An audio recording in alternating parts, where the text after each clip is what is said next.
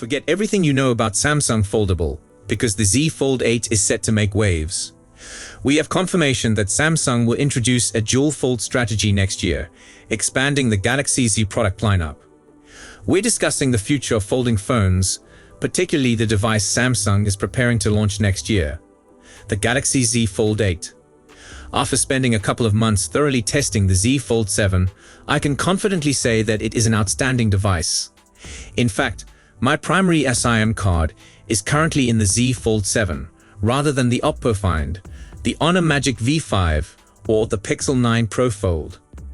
Samsung has undoubtedly surpassed previous folding records with the Z Fold 7, but as we look ahead to 2025, there are crucial modifications that Samsung must implement to meet fan expectations and keep pace with growing market competition. We will merge my comprehensive wish list for the Z Fold 8 with the latest leaks and industry rumors, as the prospects for the next iteration of Samsung's Foldable appear promising. We have much to discuss, from key concerns such as camera sensors and battery life to the surprising possibility that Samsung might be moving toward an almost fully creaseless design. Before we dive in, if you enjoy in-depth explorations of mobile technology, please hit that like button and subscribe. Let's begin with what Samsung has already perfected. If it ain't broke, when we start off talking about the form factor of the Z Fold 7, there's actually not a whole lot that has to change. I think that the existing form factor is totally fine.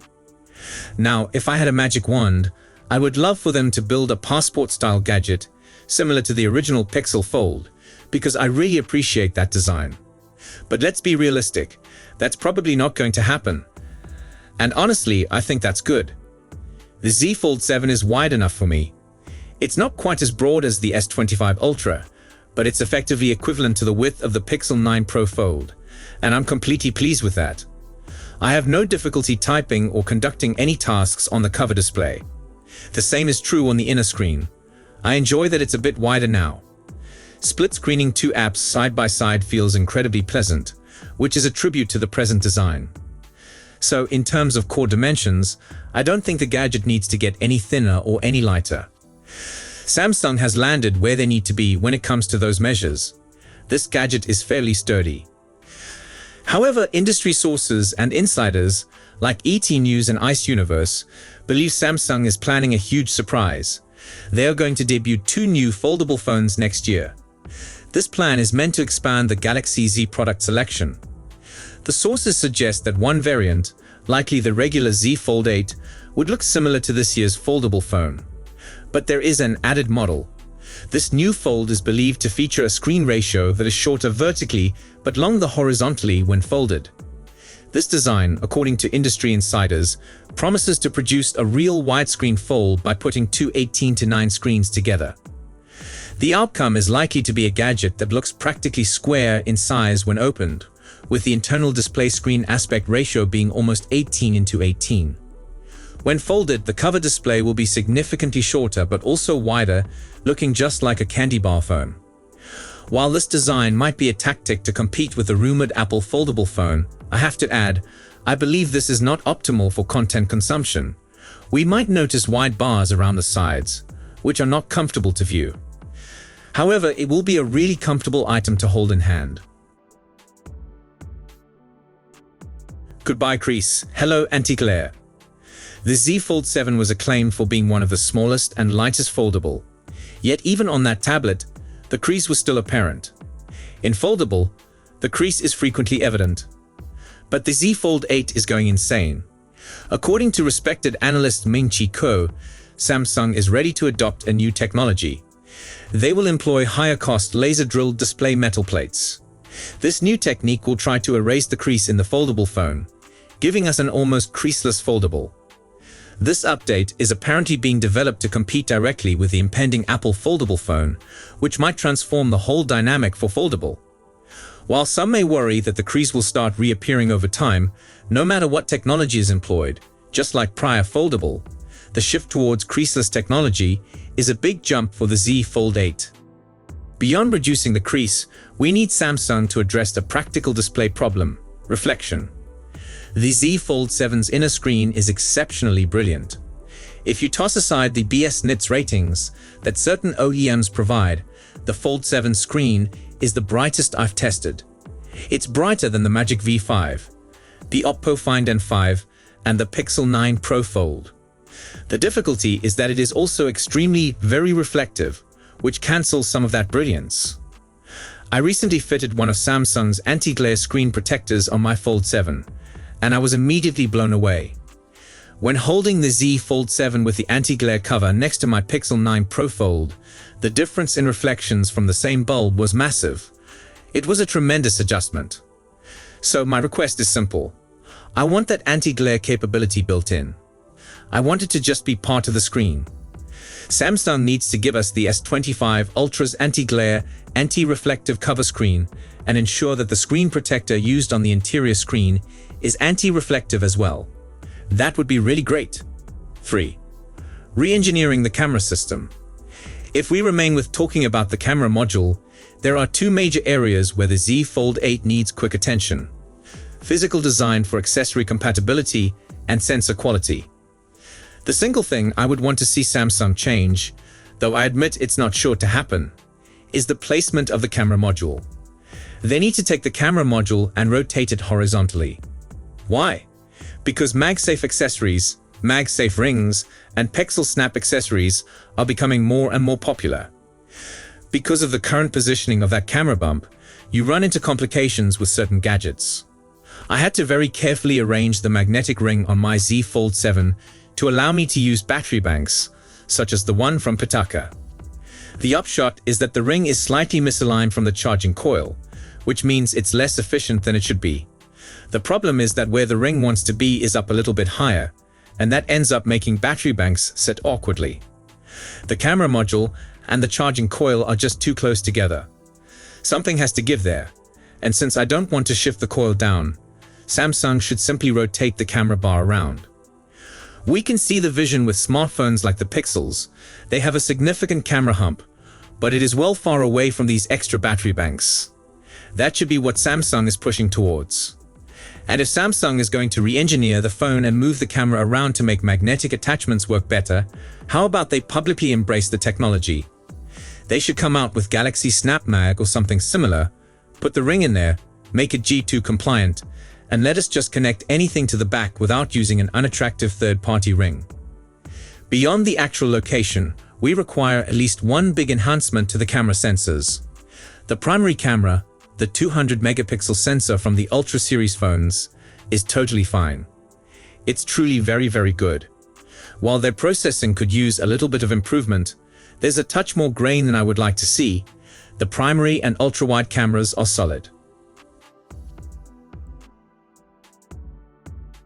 We are currently dealing with a rather low resolution and quite compact 3x sensor. More often than not, when I am shooting with this phone, I don't even use the 3x zoom. I might instead perform a digital crop into 2x because that still looks really excellent, but the 3x zoom almost feels like a waste of time. Here's how bad the sensor is. Sometimes when you engage the 3x zoom and you have scene optimization switched on, it will actually default to the primary sensor since the phone understands that the primary sensor is going to get a better shot. If the phone itself doesn't want to use the dedicated 3x sensor, why do we even have it? What we need is something more akin to what Google is doing on their Pro phones. Whether you look at the 9 Pro XL or the 9 Pro Fold, we need a higher quality 5x telephoto, and preferably a physically larger 5x telephoto. We just cannot be employing whatever 10 or 11 megapixel 3x sensors are being deployed in 2025, when we are talking about an essentially $2,000 gadget. That is absolutely not good enough. And Samsung knows it's not good enough because a lot of the time it doesn't even use the sensor when you attempt to use 3x.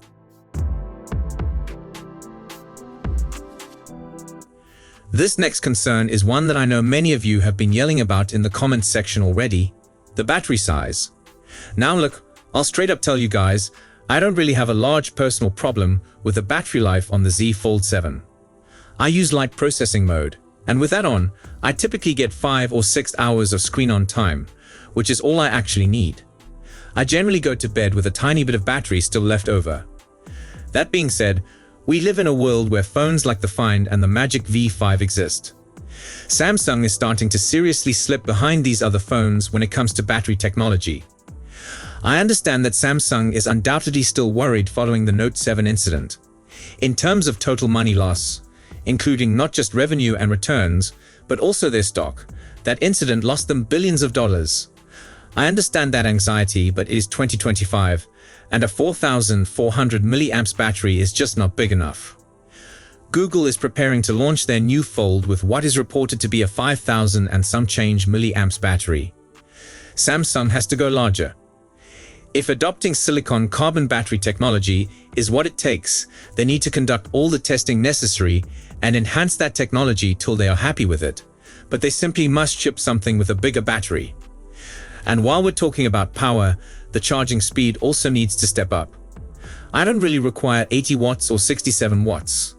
However, such speeds might be true for some competitive devices. But Samsung has to get us to at least 45 watts. If we can't obtain 45-watt charging, what exactly are we doing?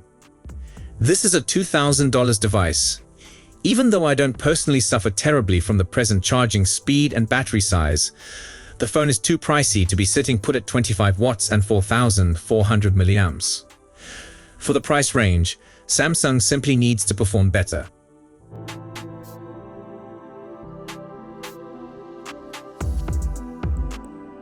Let's conclude with a look at the future of the Z Fold 8 in terms of software, functionality, and its gigantic potential price tag.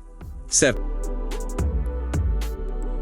You may have noticed I don't have anything on my wish list when it comes to software, and that's not a coincidence. I spent time thinking about what my software wish list would be. The reality is that Samsung already has everything covered. When I write wish lists for Pixel Folds, I have to ask for features like floating windows or a third app in split screen, but we don't have any of that to wish for with Samsung's Foldable, because we already have it. Furthermore, the leaks and speculations we're seeing regarding One UI 8.5 look pretty nice. So nothing on the software front for my wish list. Now, I know many of you are screaming in the comments right now, what about the S Pen? Well, the answer is simple. I don't particularly care about the S Pen, so it's not on my personal want list. It can undoubtedly be on your wish list, but for now it remains off mine. However, there is discussion about the S Pen. Some sources are proposing an S Pen return, or at least enhanced support, albeit there is no definitive information yet. Samsung might make adjustments to the display itself, or they might include specialized capability inside the S Pen to make it operate seamlessly with the Z Fold 8 display. Only time will tell on that front. We don't know yet if Samsung can justify this pricing. However, the sources mention that this exact device is special. With such a gigantic inner display and a much bigger cover display, they believe you can take everything out of this device, including the work of a smartphone, a tablet, and even a laptop. If Samsung truly delivers a creaseless screen, a massive battery with 45-watt charging, truly flagship-level cameras, and manages to package all of that into an expanded, high-cost laser-drilled display form factor, then perhaps that extraordinary price could find justification for early adopters looking for the ultimate all-in-one device. In conclusion, so that is my personal wish list mixed with the most interesting speculations for the Samsung Galaxy Z Fold 8. We need huge advances in camera architecture and sensor quality, a critical shift in battery capacity and charging speed to remain competitive, and built-in display upgrades like anti-glare technology.